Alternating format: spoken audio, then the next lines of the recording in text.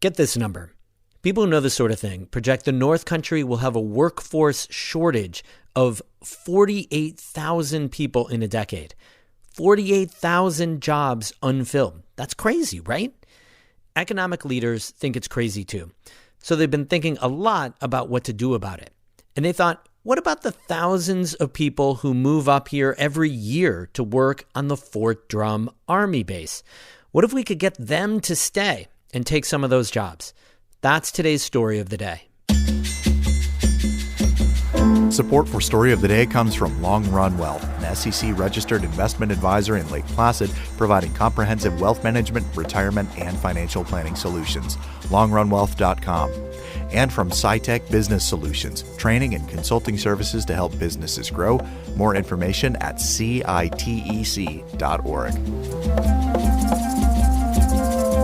Hey, I'm David Sommerstein. It's Wednesday, February 7th. First up, the federal prison in the Adirondacks is currently on lockdown. It's the second time in recent weeks that the facility has restricted inmates and suspended visits. Emily Russell reports. The federal prison in Ray Brook is one of the largest in the North Country, with nearly 700 inmates.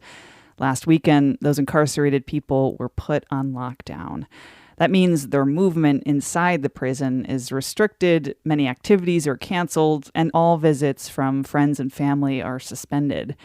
In an email, an official from the Federal Bureau of Prisons said the facility went into lockdown after two separate altercations at the prison on Saturday.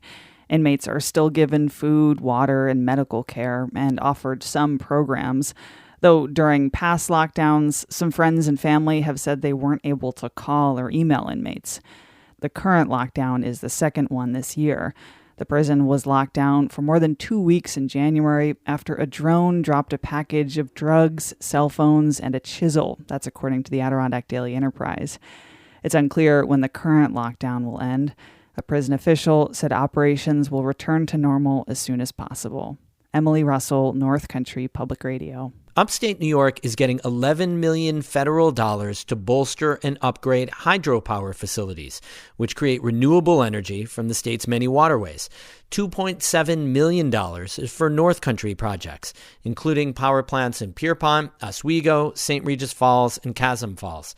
Nationwide, the hydropower funding will shore up nearly 50 hydroelectric projects in 19 states.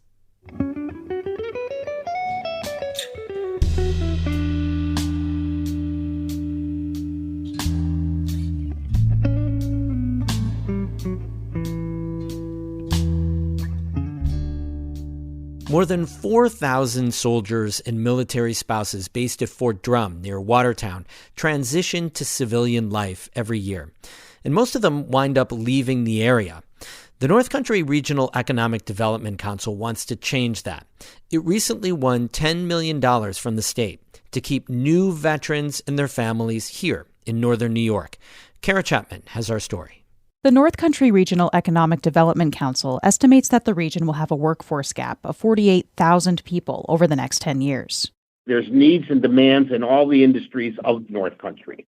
That's Jim McKenna, one of the council's co-chairs. He says a lot of industries need workers: the public sector, nonprofits, corporations, education, hospitality, healthcare.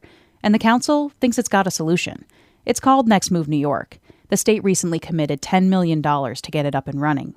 The goal is to turn Fort Drum into a workforce pipeline for the entire North Country.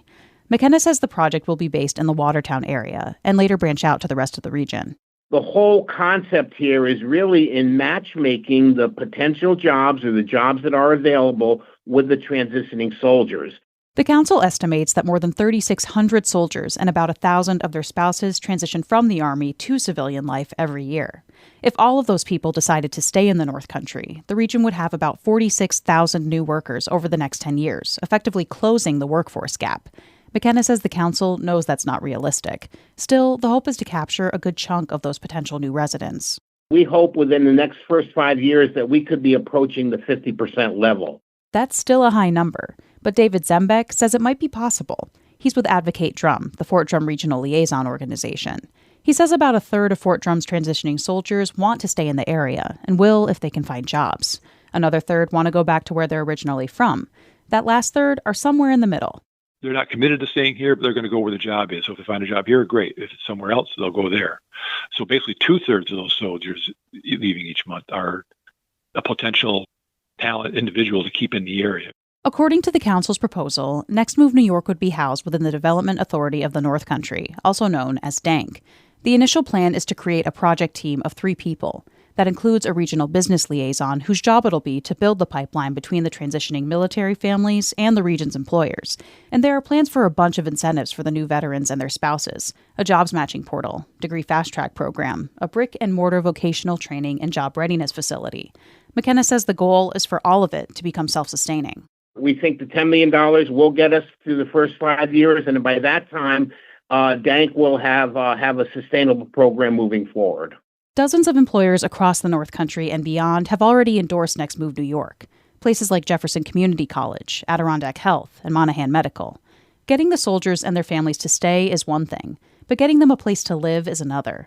The national nonprofit Up for Growth found that New York State is short almost 250,000 homes, and housing underproduction in rural communities like the North Country has quadrupled over the last decade. The Economic Development Council acknowledges that the lack of access to affordable and attainable housing is a big barrier to achieving its other goals, like growing the region's workforce. McKenna says it's put forward a strategic plan to address the housing shortage. And it's a combination of really getting our small municipalities that lack the good planning and zoning offices to develop more density in their zoning plans, and also developing a program that would help with pre-development funds and also low-interest loan funds for both private and nonprofit housing developers.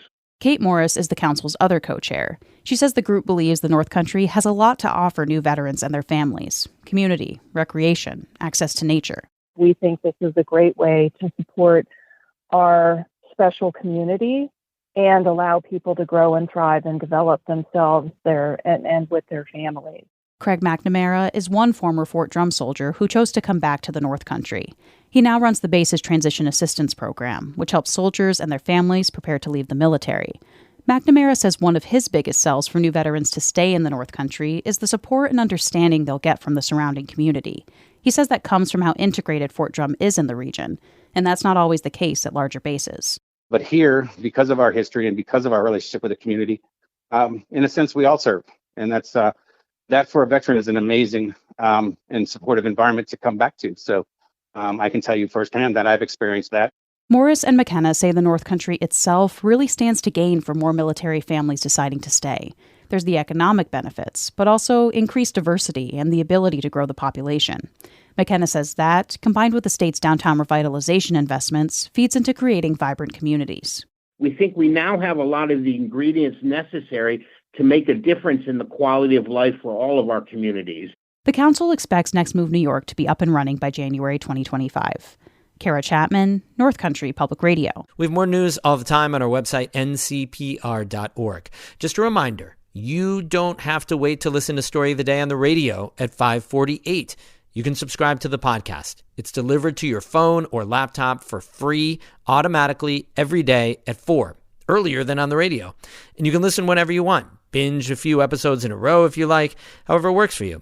Subscribe in Spotify, Apple Podcasts, Stitcher, Pocket Casts, wherever you listen to podcasts. Or go to ncpr.org/story of the day to get set up there. And if you already listen to the podcast version, love you. Thanks a lot.